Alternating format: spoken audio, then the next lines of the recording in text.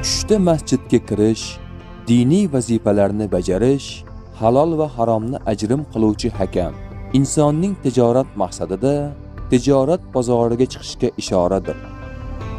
Masjidda namoz o'qiganini ko'rgan kishi moddiy to'kislikka erishadi. Masjid qurdirganini ko'rgan kishi insonlarning yo'lboshchisiga aylanadi.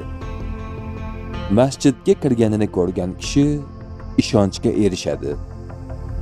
Masjid eshiklari yopiq ekani rejadagi ishlar amalga oshmasligini bildiradi. Bo'ydoq kishining masjidni ko'rishi boy ayolga uylanishiga ishoradir. Masjid omonlik, baxt va farog'at ramzidir. Masjid qurdirgan kishi bo'ydoq bo'lsa, soliha va iffatli ayolga uylanadi.